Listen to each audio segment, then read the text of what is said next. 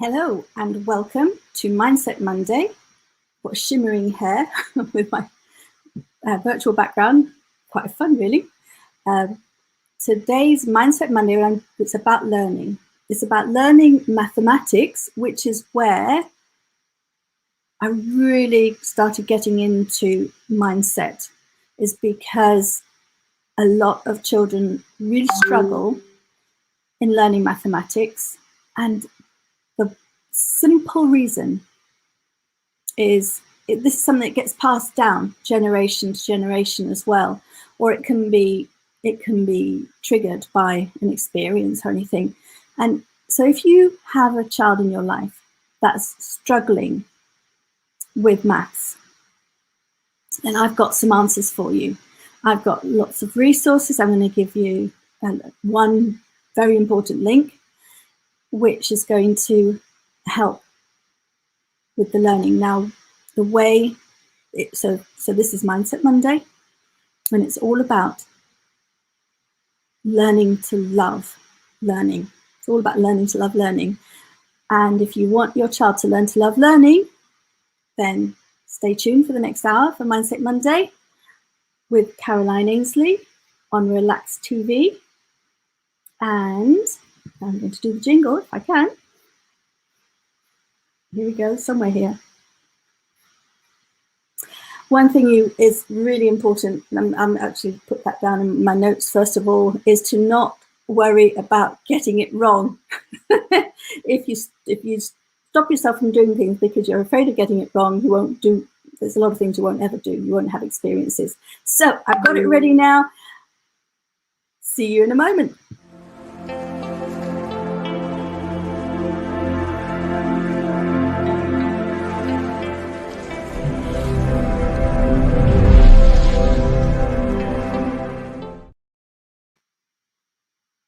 And there's something I wanted to play. Here we go. I like this one. This is cool.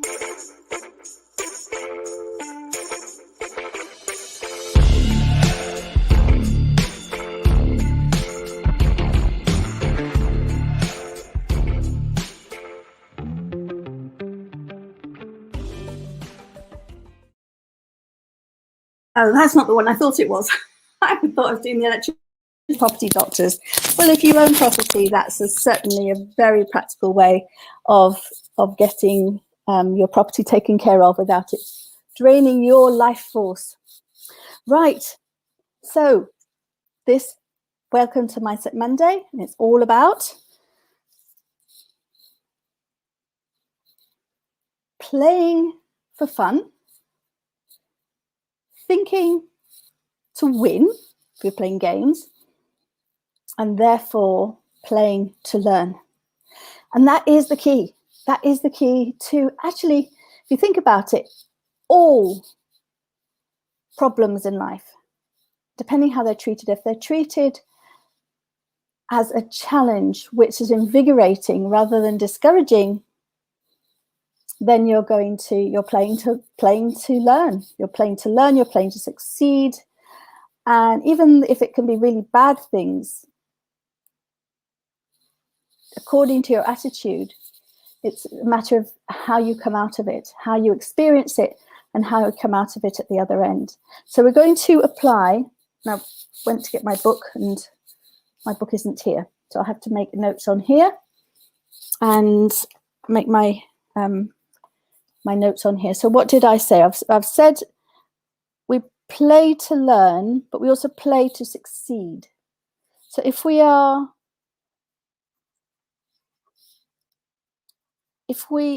the attitude, it's all about mindset. It's about the attitude towards what we want to achieve.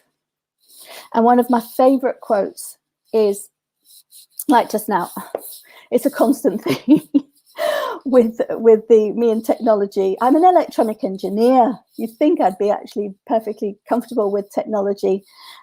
I actually prefer to have that little bit of extra time to work it out, and I'm on my own doing this, and I prefer to have a little bit more time. That is not an option, so I just have to get on with it and make it happen and smile through it, which is the essence of it. So this hour we got the Happy Maths Hour straight after this. So in a way, we're having 2 hours of maths, but this is all about the attitude towards maths. And what I'm going to do, actually, I just thought about it. I'm going to share this. If I keep that open there, I'm going to, that way, because we've got a group, by the way. If you're on Facebook, if you search for Making Maths Fun for Kids of All Ages, you will find a group which you're welcome to join, which is all about that, making maths fun for kids of all ages. Well, guess what? Kids includes grown-ups. And how on earth are children supposed to enjoy maths if parents and teachers and if other people don't enjoy maths to go with it? So let me see. Am I able to? If I keep that open there. I've got this going on in my ear now, which is very confusing. Teachers and if other people don't enjoy maths to go with it. So let me see. Am I able to share? All right. Share. Share to a group. Here we go. Share to a group. Making maths fun for kids of all ages. And I'm just going to send it and post. And hopefully we'll have more people joining us that way as well. So I'm now going to stop that, because right now I had my voice in my ear talking things I'd said a few seconds ago. So that was very confusing. So I've shared it to the group now. So please do. And now the group is in the description, as is our big resource that we're going to use. It's a website that my colleague Tony has created that I do the Happy Maths Hour with. And in that, there are, since lockdown, Tony started creating, I started making videos, I started doing daily lives, and Tony started creating inclusion guides for school and home learning. So what that means is we've got, I've got my props here, because I've got this ready for the next session, which is, so I'm going to use my towel. It's all about spirals. So you have a sneak preview here. The spiral here. Oh, I'm looking on Facebook, not on StreamYard, which is what we're using to broadcast. Oh, there you go. You see my spiral, but can you see? Oh, it's popped. Now that won't work because it's come undone. To make a bubble, you have to actually have a closed loop. And this is actually one closed loop. Can you see the bubbles? You see the bubbles in the middle? It's actually a spiral. It's not a spiral, it's a helix.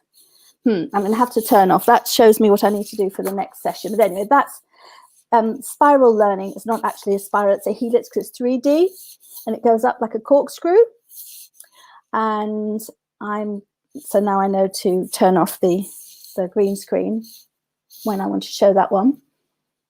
Oh, actually, or I could do it with the visualizer. Ooh, maybe you can see it a lot better with the visualizer. Let me just protect what's going on underneath and see if you can see it with the visualizer now. Oh, no, that's not what I want. This one. If I turn it onto the visualizer, let's see if that looks any better.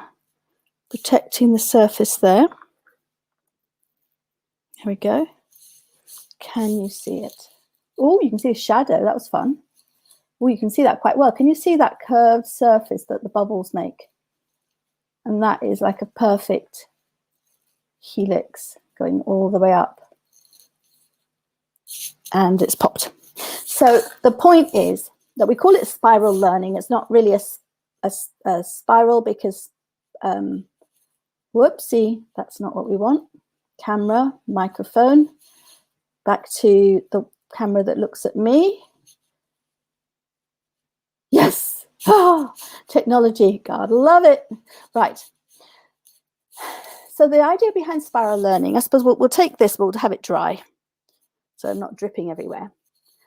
The idea behind spiral learning is that everyone can get on to the helix. Let's call it the helix. Everyone can get on, no matter where you are. And the place that you actually enter is at pre-birth, really, because you're learning as before you're even born. You can hear, and you're learning sounds, you're learning your mother's voice, you're learning the voices of the people in your family, you're learning, you're learning. And then Everyone can get on the spiral, no matter what age. And then the question is, when you're learning, is what you do is imagine every vertical line along here is a different aspect of life. So as you get more experience in life, keep going round and round and round and round, you come across the same things again and again. But you have moved on, you know more, so you can learn it at a different level. Like, for example, this is all about mindset. When I was a child, I found it very hard to accept that I wasn't invited to all the parties, for example. I couldn't really understand that. It didn't even occur to me that I might not want to go to all of the parties. I was invited to the parties of my friends, but I didn't understand when I wasn't invited to all the parties of all the people in my class. And now I fully understand there are parties that I'm not interested in going to.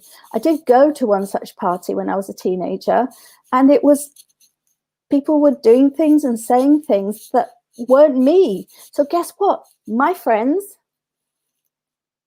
are chosen by me because we have similar interests, we have similar values, we value the way we talk, we value, for example, for me, not drinking.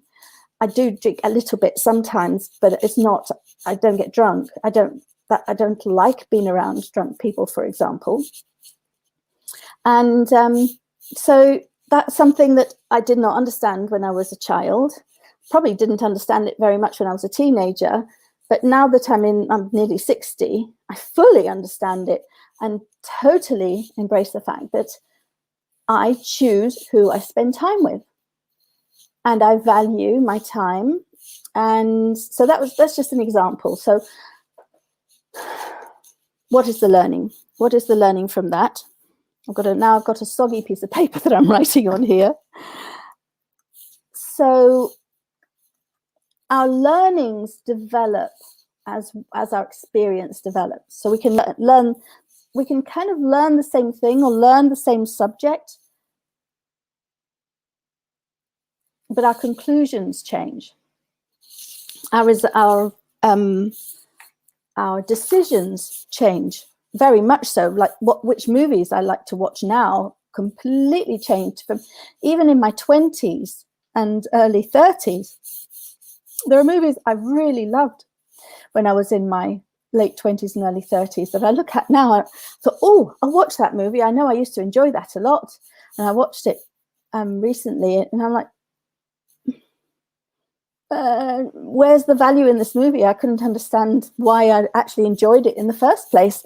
So our learnings change as we gain experience on the same subject. And it's important that they do. So my beloved Julius that died 3.5 years ago, he used to say, I've always done it this way, and this is how I do it, and I will always do it this way. He said that, and it actually caused him quite a lot of grief. But the fact is, it's not what he did. He did change. I couldn't have stayed with him. Our relationship would not have worked had he not changed. But he did have this mindset that that's how it was. And it actually caused him grief to think. It caused him unhappiness to think he had to change. So it was quite simple, really. All I had to do, for example, is to not say anything about changing at all. I didn't have to say anything. I just had to keep living my life and growing the way I was growing. And guess what? He actually taught me so much, and he absolutely did grow. But your attitude towards it affects your happiness. Really does affect your happiness. So if you're embracing change, you're embracing growth, then you have a growth mindset. And so our learnings change as we mature. I'll say as we mature. I didn't write it down. I've written it down now. So it's about learning. It's about attitude. Now, how are we going to, well, how are we going to apply that to learning maths? Well, I'm actually surrounded, if you just saw me, I've got a bucket of soapy water to one side with a spiral and a helix in it. I've got elastic bands, I've got papers, I've got rectangles, I've got beans, I have all kinds of things here. And we're going to use those. I'm going to use those to demonstrate ways that we can actually really enjoy learning, and it doesn't have to be maths. I'm using maths as a metaphor here, but maths is my purpose in life. It's actually why I'm here. So specifically about maths, but without the mindset, the attitude towards maths is not going to change. And that applies to grown-ups who think, I can't do maths or I hate maths, just as much as it applies to children. And you've got to be really careful if you're one of those grown-ups that thinks, I can't do maths and I hate maths. You've got to be super careful to basically not say that, because you're conveying that message to the children that you're responsible for. So we're going to go for a break, and after the break, we're going to have a look at some fun activities and the resources, the things that you need to play with them. I'll see if I can find the correct. I think, oh, here we go, found it.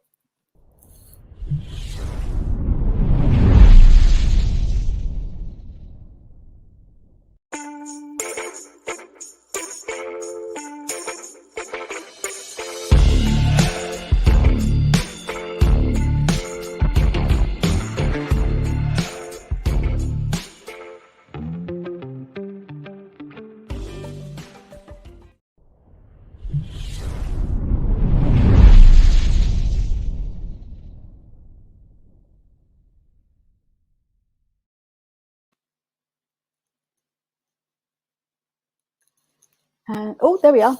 Welcome back to Mindset Monday. Today, it's all about working out. I'm just wondering if I should use a different logo than that. No, that's all there is. So that's it, Relax TV. And they've changed the logo, the Relax TV logo. So we're going to see what we can do. Well, let me show you, first of all, what I've got here. I've got box full of beans. What can we do with that? I've got, where did I put it? It's right here. An elastic band. What can we do with that? We can exercise with it. Get our muscles in. Well, not very, because it's not much of a struggle to do that. Okay, I've made, with an A4 sheet of paper, I have made an equilateral triangle. Well, that's something that you can do, and it's a fun activity. You can do that with any age and then just explore the possibilities. I've got scissors. I've got just lots of colours. I don't need to show you those. And I've got a measuring tape. I've got string. I've got sticky tape, but I can't. It's on a roll. It's a bit hard to show you. I think I'm a bit delayed here. So that's the string. And I've got lots of colour. I've got coloured paper. You don't need coloured paper. You can just use old newspaper. And here I've got a box. And this is just, it's going super slow here. This is just a box. And inside my box, and I found a couple of boxes like this. They just happened to find white boxes. It's something that I received something in, but I'm sure you can find something like this in the recycle. And then this has all been cut up into squares and rectangles. They're of a particular edge length. In this particular case, there's two shapes, two sizes of square. Whoops, wrong one. Two sizes of square. Maybe I'll do it under the visualizer. Do this under the visualizer. Hopefully it's not green. It'll disappear if it's green. I have to turn the thingy off. Let's see if it turns off, if it disappears or not.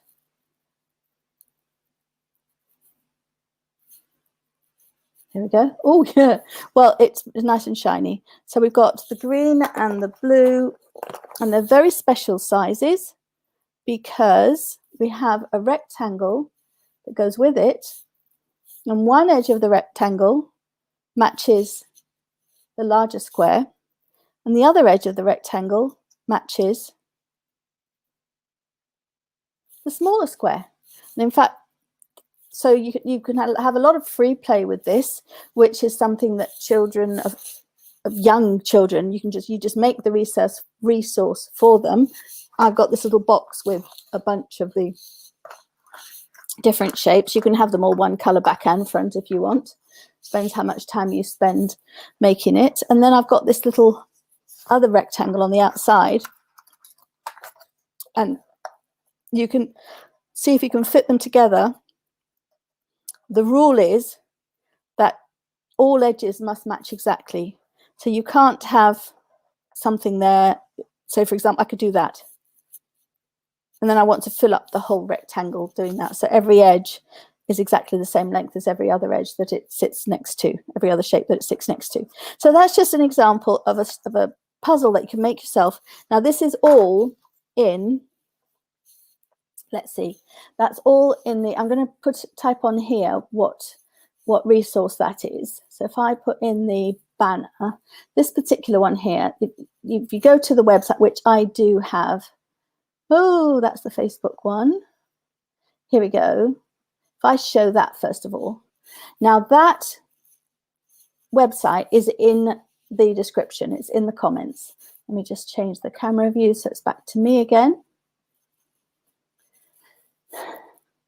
That website is in the comments. So you can just click on that. And then what you're looking for with this activity that we've just done, and what Tony's created is she's created activities that work on the spiral or helix learning principle, that they're activities for 3-year-olds, and it's the spiral, so it keeps going around. It basically goes up, vertically up the spiral, because it covers the same subject, but it covers it for all different ages, all the way up to school leaving. So from school starting to school leaving, there are activities in the inclusion and school and home learning guide, and the thing is about it, especially since there are activities that 3-year-olds can do, it means that no matter what you learned when you were in school, you can, even if you all start at the very, very bottom of the spiral, you can all get in there, do something, and then follow it through and just keep learning as you grow, as you gain experience. And the beautiful thing is it works on what's called low entry, high ceiling. So everyone can start an activity using these guides, and then everyone can also get stuck. So they go to a high level so that the idea is that everyone can get stuck, because no matter how high you go with it, there's always another question where you can extend yourself if you're one of those that gets it straight away. But if you're like me, where you kind of have to go slowly, then they're really good, because I can make my way up the guide nice and slowly. And each time you come back to it, you learn a little bit more. So that is, now I've done that ticker tape there. So let me put in the name of this activity that I've just shown you, algebra. But if you just put algebra or area in, add banner, and now show, that's the name of it. So you can just go on the AIMSEC, click on the link below, and you can go to just search for algebra area, and you'll find that activity. And there's the guide that you can download. You can see it. It's on an app as well, so you can do it on an app. Right, that's just squares and rectangles, and it's just made out of scrap material. Right, and we've done, oh, now I showed you the elastic band, but I didn't show you what you can do with it. So this is actually really good for 2 or 3 people. Now, again, you can do this with very, very young children. So the first thing I ask everybody to do, well, you can say, just show me a straight line, please. So all you have to do for a straight line is make a straight line. Just join it all together, make a straight line. Then the next challenge is, make me a triangle, please. Well, that's super easy. Even one person can make a triangle. There we go. Then the next challenge is make a rectangle. Fine, easy peasy lemon squeezy, make a rectangle. Now you've got to make sure that I said rectangle, so then you have to start being a little bit, well, I could say make a quadrilateral, or a shape with 4 edges, a polygon with 4 edges, in which case it doesn't matter which way it goes, and it can be bigger and smaller. That could be big and that could be small. That's got 4 edges. It's a perfectly good quadrilateral. But if I said rectangle, then it's important that two of the opposite edges are parallel to each other, and that every angle is a right angle. So then that distinguishes that it's not a rectangle. That is a parallelogram, but not a rectangle. A rectangle is a parallelogram, but it's a special parallelogram where every angle is a right angle. So you can distinguish that. Now, it's a bit harder with one person now if I wanted to make a square. So you really need 2 people to make a square with something of this length. Now, if you're a grown-up working with young people, or if you're an older sibling or older person who's mentoring a younger person, just a little tip there. Let's say I kind of went through that really quickly. But if you're working with somebody younger, then what you do is you don't say, oh, that's wrong or that's right. You say, so if they don't know what the properties of a rectangle are, then that's like, for example, when I started, I said make a rectangle, and then maybe they made that shape. The thing to do would be to say, well, tell me about the properties of that shape. What can you see? And then they might not know the word angle. You might have to use the word corners. Are all corners the same? Are the lengths of these 2 opposite ends, you could point at them, are they the same? So if the one was short and one was long, oh, they're not the same. So you use simple language, and you just ask questions, and you ask questions and guide through questions rather than through telling and explaining. And again, with the aiming high activities, the inclusion guides inclusion guides for school and home learning, there are questions in there, what are called key questions. And those key questions are, if you don't know what to say and what to ask, use the key questions. They're there, they're written for you, and they will help you learn. I am learning so much by working with Tony. And I've got a degree in electronic engineering. So you think, oh, well, I know all the maths I ever need to know for that. Oh, there's so much maths that I'd never even looked at. So loads and loads of maths. Even simple maths that I might learn in when I'm 3 or 4. Well, I suppose I don't know what I learned when I was 3 or 4, but there are things that you can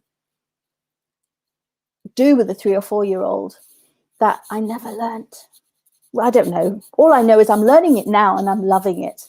So you can start simple, and even starting simple is very interesting, because the way I see it as a 59-year-old is very different to the way a 3 or 4-year-old will see it. And then using the spiral learning, the helix learning system, no matter what the age is. And the thing is also, you can have learners that are ahead of their year, ahead of themselves, ahead of the people around them, in which case it's called an inclusion guide, which means they can go further up the spiral. But at the same time, it's very good for them to mentor younger learners, so they can go down the spiral and actually work out how to help that other person learn. And you know what happens when you do that? Is that you learn more, you learn deeper, you become better, you understand what you're doing better, and you become more fluent at it. And it's a whole different skill. Being able to do something and being able to help somebody else learn it are 2 very, very different things. And it's really powerful when you the see one, do one, learn one. Have you heard of that? I'm gonna say it. See one, do one, learn one, do one. Not learn one, teach one. In Danish, it's the same. Du lærer mig, jeg lærer dig. I learn you, you learn me. So it's and I like that. I like the use of the word learn rather than teach. So actually, you learn me, I learn you. Or you learn me, I learn from you. I think that actually don't teach, help them learn. And the really important thing is that, as I said, it doesn't matter if you don't know, because you can use these guides, and those guides start right at the very bottom. If you can do what a 3-year-old can do, and if you don't know how to help a 3-year-old learn maths, you use things like, well, these beans might be a little bit, you might want to use larger things for 3-year-olds. Certainly a 5-year-old, no problem using beans, being able to pick beans up and move them around. Maybe if things a bit larger that a young child can pick up. Little sponges, you could get sponges and cut them into pieces. That's really easy for a 5-year-old. Actually, I hadn't actually thought of that before. It just came to me. Cut up sponges for 3-year-olds, for 2 and 3-year-olds, or younger.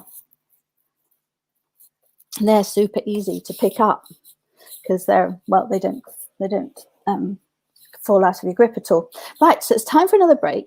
After the break, we're going to look at more resources that you can use, and we've done Algebraria, and we've done the elastic, but I didn't give that a name. There isn't a resource for that on the Aiming High. I'm just showing you that you can use elastic bands just to play maths, to do shapes. There's a 3D shape there's more than one 3D shape, but you can make 3D shapes as well and get the difference between 3D and 2D and 2 dimensions and 3 dimensions.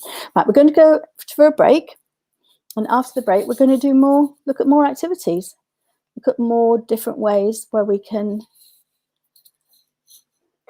keep our mindset open, have a growth mindset, so that we can learn and help others learn and help others grow through life. And that influences greatly your state of mind, how happy you are in life.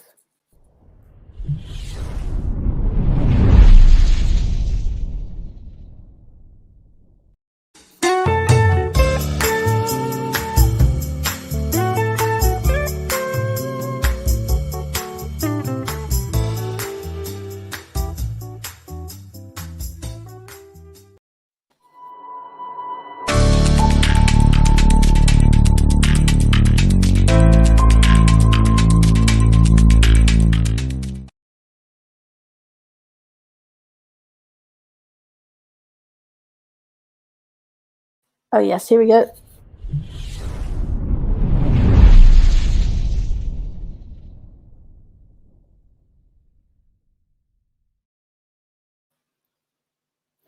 Welcome back to Mindset Monday with Caroline Ainslie on Relax TV. And what we're doing today is we're talking about how mindset and learning, or how mindset is so important in learning. So we've often talked during Mindset Monday about mindset in terms of growth, mostly for adults.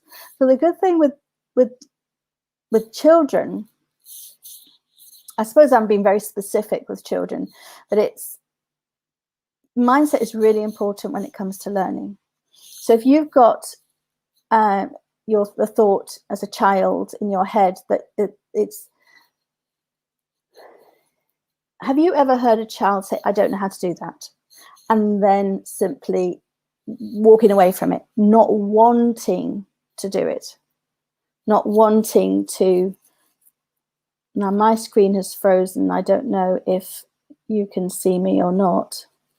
I don't know if you can hear me or not. Am I back yet? Oh yes, maybe. I think it's quite delayed. So I was going to show you, I had some screens open. I was going to show you, I can keep that, let me share it now, and then I'm going to close it down because I think it might be slowing down the whole process. So if I share screen,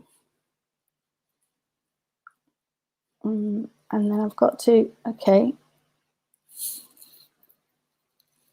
Chrome tab. Oh, that's good. I can select that Chrome tab and share. Right. Okay, I'm now sharing this tab. Okay, good. I can see it says I'm doing it. That's great. So what you're seeing here is games on, it's called the 15 game collection. And this is the Aiming High website right there, see? It's, oops. There we go. Right. And, oh dear, now I've got to go back to it. Not quite sure. Oh dear, I went off to look at something else. There we go. Right. And so you can see lots of games there. Now, those games all have a common thread.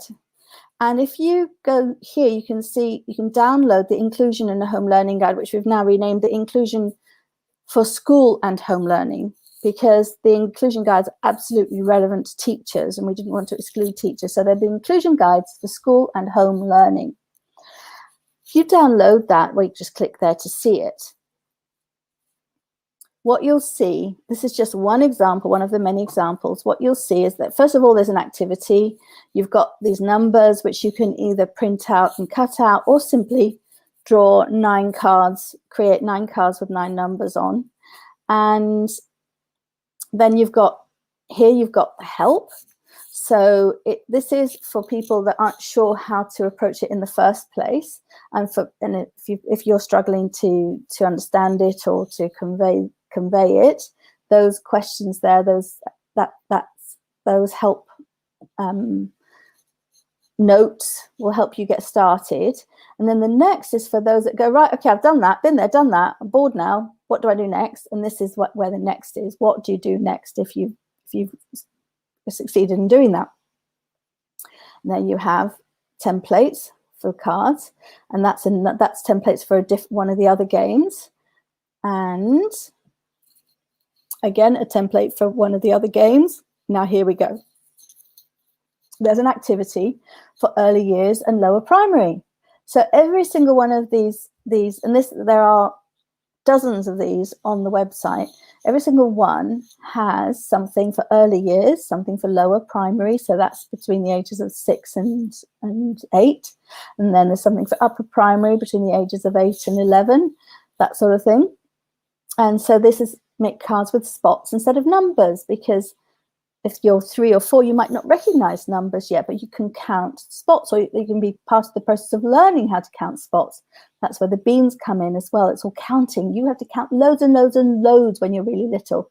Then we go to upper primary, lower secondary, so that's 11 to 14-year-olds, years 9 and 10, so 14 to 16, and then 16 to 18. And there's activities for all ages. Remember when I told you about the key questions? Here we have a few. Is it possible to avoid losing this game? Have you ever played a game like this before? You can change the wording a little bit if you want. Which number appears in 2 of these combinations? So you can use all these questions and then model those questions for other areas of learning. And then it helps you. It's like, why? How does it help? Oh, look, that's repeated. Why do the activity? So that helps you know why. And also, if you have one of those teenagers that says, why do I have to do this? You've got the answers.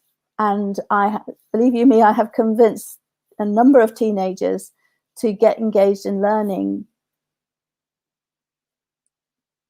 once they understand the relevance, once they see that it's actually valuable to them. And if they don't see it as valuable to them, and they're not naturally interested in learning, then it's completely understandable that they don't want to get engaged in it. So it just tells you why to do a lot of things, and it gives you solutions, although we really encourage you to not share those solutions with the young learners. Right, I think that's got rid of that. Brilliant. And so, right, let's go from there to look at some other activities. I'm just closing down a few more tabs because it does seem to be going spectacularly slowly today. Right, I have here, actually, let me do this other activity. This activity is on, and I actually think I have this. Oh, yes, now I can put this as a link to, it's called Elephant Dreaming, which is rather lovely. And it is something we're going to look at in the next hour, but I'm not going to actually do the activity. So I thought I'd show you the activity. Here we go. I'm going to create a banner, and there we are. Scroll across, add banner, and show. There you go. So that is the URL. So all you have to do is click on the Aiming High link that's in the description, and then type in Elephant Dreaming, and you'll find this activity. So I'm now going to do two things. I'm going to stop the green screen because it does affect what you can see. There's my green screen, see? And then I'm going to make the camera. Now, there are my notes, my lovely scruffy notes. What we're going to do is we're going to make an elephant. But we're going to use, oh, here it is. We're going to use a principle. We're going to use, we're going to start with the line. So what we're going to do is, I'm going to start on the bottom left. And I've counted in 2, 4, 6, 8, 10 make sure I've got this right. Where is that? Oh, here's, oh, there it is. 2, 4, 6, 8, 10. Yes. So we're going to draw a little square here. And what we're going to do, now what we're doing here is we're looking at proportion. We're looking at, now that's edge length 1. Okay, all of these are squares, so it's edge length 1, 1 by 1. Now we're going to make another square next to it. Now this, as you can see, is an activity that it might be quite a lot for, you can't do this with 3, 4-year-olds, but you can do it with a 3 and 4-year-old. So you do the square part, and then you can let them do some colouring in later. You can have a lot of discussions about it because we're drawing an elephant. Now, I'm not going to use a ruler. I'm going to do this freehand, but you really would want to use a ruler. So what I'm doing now is we've made another square next to it with the same edge length. And now we're making another square next to both of those. So with every square, we make another one with every shape we make. So now we've got 2 edges. So the next square is a 2 by 2, and the next square is going to go along here, so it's 1, 2, 3. So the next square goes here, and there's so many different activities that you can do. The next square is going to be 5. 1, 2, 3, 4, 5. Oops. 1, 2, 3, 4. 1, 2, 3, 4, 5. And then so we want to go down 1, 2, 3, 4, 5. You can have the young learners help you count. You can be counting, and they can, I'm going to do it freehand so it just doesn't take as long. And then the next one is going to go here. So we're going in a spiral. We're heading in that direction like that. So we're going in, so the next one is going that way. So the next one's going to be here. So that's 5, 6, 7, 8. And you can have the young learners count with you, and that's a very valuable activity for them to be doing. So that's going to go here. That's going to be an 8 by 8. So you do it properly with a ruler. I'm going to do it freehand to save time. So that's 8, 9, 10, and it's 13. So that's 3, 3, 3, and 1 is 10, and another 3 is 13. So you can see how you can also use this. I'm deliberately doing it that way, and I'm actually doing it that way for me. It's not just for you, because it's a lot easier for me to keep track. If I start counting 1, 2, 3, 4, 5, 6, 7, 8, 9 to 13, I'm going to get lost. That's just the way it is. So I don't want to get lost. So I did it the way I did it. So now that's 13 plus 5 plus 8. No, yes, we're going to go all across. So it's 13 plus 3 is 16, plus 5 is 21. So the next one's 21. So I'm going to go 2, 4, 6, 8, 10, 12, 14, 16, 18, 20, 21. And now we know what that length is, because that's the whole length of the previous rectangle. And then here we have another one. And now we're going round. I think, have I done something wrong here? Oh no, that's big enough. I just, that my squares are smaller. So I could have made it bigger. I could have used 2 squares. The first one could have been using like the that's terrible. Using 2 to make 1. I could have actually made it bigger. But anyway, this is fine for my elephant. So what we're going to do now is we're going to start here, and every square we've got, we're going to do an arc that goes from across the diagonals. Across the diagonal is an arc there and an arc there. And then we're going to go to there and another arc to there. And then we could go down there. You can see the elephant shape. But what we're going to do is we can go down there like that. Okay, so you can see the elephant shape. You can see there. But what we're going to do is, instead of going down there, we're going to, so this is something you can continue making a spiral. You can make a really big piece of paper and make a big spiral. But what we're going to do, we're going to be a bit creative. We're going to do an arc there, and we're going to get my eraser, and we're going to get rid of this bit here. And then what we can do is we can fill in, and obviously you do it nice and carefully. You fill in only the bits that have inside the curve. We're leaving that bit open on purpose. And then we're also going to leave a dot there. So you fill it in properly. And then down round here and fill this in. And that doesn't look very good because I've done it super rough, but this is one that's part of the resource, and here it is. There is, and you can do all different types of ones. You see there, you've got one like that, one like that, you've got one like that. That's what it looks like when it's done properly, what I was just preparing. And you can also, this one is using, there's some circles there to help you. This is looking at the sizes, the shapes of circles. The point is you can play with it a lot. You can there is no right and there is no wrong. The only, it's not the end of the world. It's not the end of the world if you don't follow the pattern, but the whole point of it is to keep doubling, not doubling, keep using the edge. So you, and it's called the Fibonacci sequence, and it's 1, 1, 2, 3, 5. Can you see where I'm going? So 1 and 1 is 2, 1 and 2 is 3. So you're adding the 2 previous numbers to make the next one. So it's 5 and 3 is 8, and then it's 8 and 5, 13, and then 13 and 8, 21, and keep on going. So that's a fun activity that literally you can do at any age, because it's a drawing activity. You can do it with younger children, just get them to colour in. You can make lots of the little elephants and play games with elephants. And for older learners, you can make it a more academic activity, or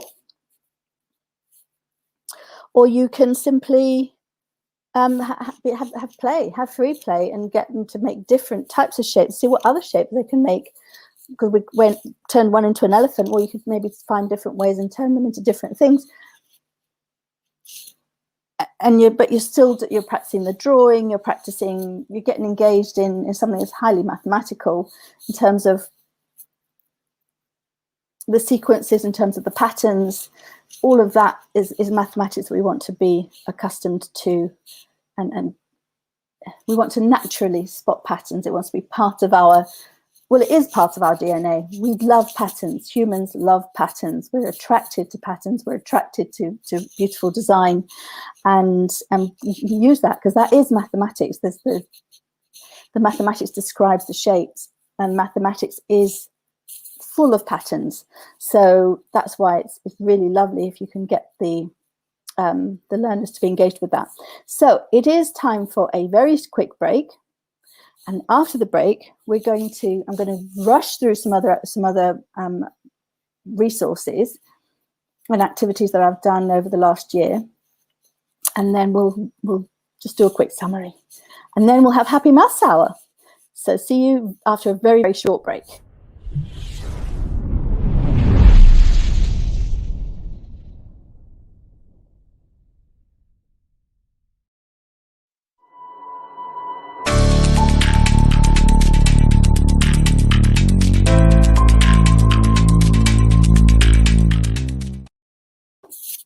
Okay, now caught me dipping down here because I'm going to get my box of sticks. My box of sticks is one of the most useful resources I've got.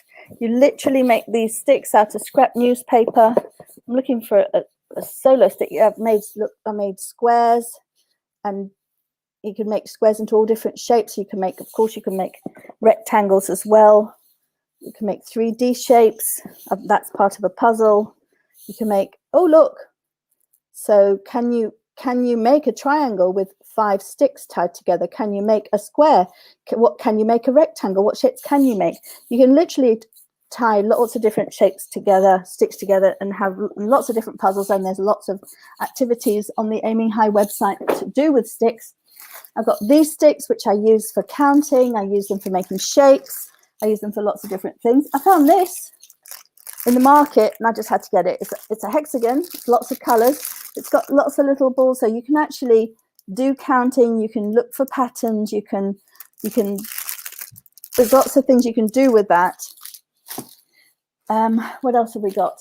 Oh, we got this bag full of numbers. There's numbers and all kinds of things in there. I don't get rid of them because I'm going to use them again and again. Elastic bands, very useful. And oh, I've got a spider. How many legs does a spider have? So I've got a spider with 8 legs. So we discover it's got 8 legs depending on the age. I've got lots of rectangles here, squares and rectangles made out of cardboard boxes. I don't throw them out. Triangles here for other activities that we do. These are actually counting boards. There's some receipts. They're not supposed to be in there at all. Numbers, we've got numbers in there. Let's see if I've got something a bit more exciting. Got the words and numbers in there. There was something here. There's some beads. Where are my beads? I've got beads as well. And of course, there's a box of elastic bands. And when I've finished, I'll find the other thing. Then I'll go, oh, I didn't show them that. But this is something we're going to be working on with Happy Maths Hour. We're going to be working with toilet rolls. Toilet rolls are super useful. Keep your toilet rolls. There's lots and lots of things you can do with toilet rolls, and in crafts as well as maths. And the maths can be crafts. There's no reason, and it doesn't matter what the age is. Tony's husband is a mathematician, as in he's an author.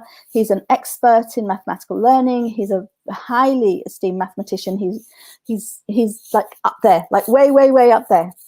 And when he starts with a new idea, what does he do? He makes some kind of model of it. He doesn't start with a pen and paper necessarily. He usually makes some kind of model of it, uses a toilet roll, uses something that he creates, some little mechanism. So it's absolutely highly legitimate, not just legitimate, but encouraged to make physical representations of what you're attempting to understand, especially if you're struggling to understand it. Fractions, oh my goodness, they are so much easier to understand if you're making physical representations of them.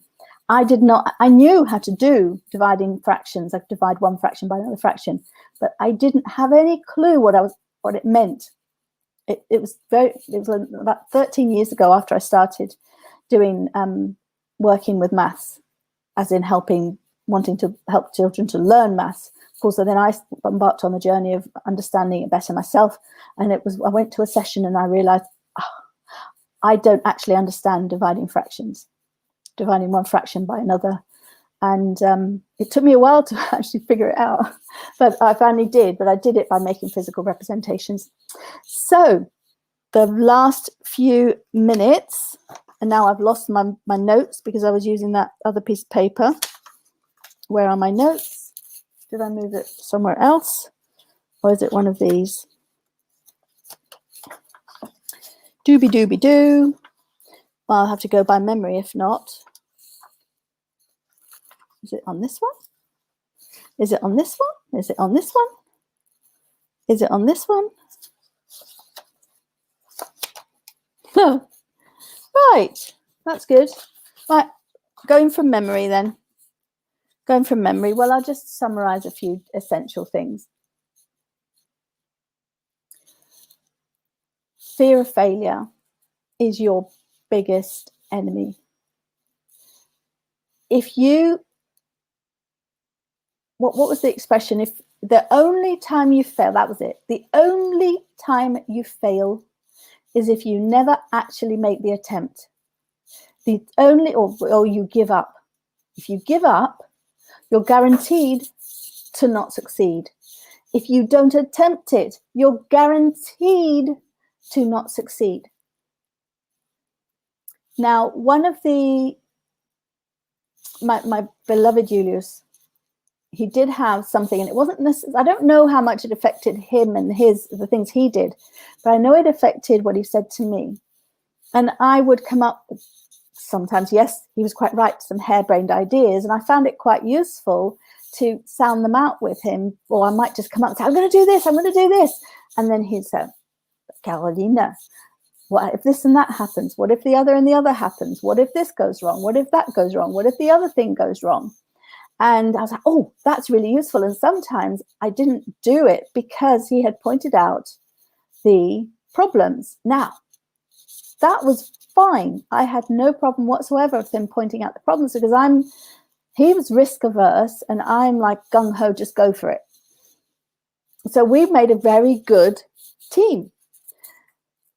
And what I found was that, number one, I made better decisions because he showed me that, and so there's nothing wrong with that. There's nothing wrong with looking at the downside. Nothing. It's a good thing. It's a good thing to look at the downside.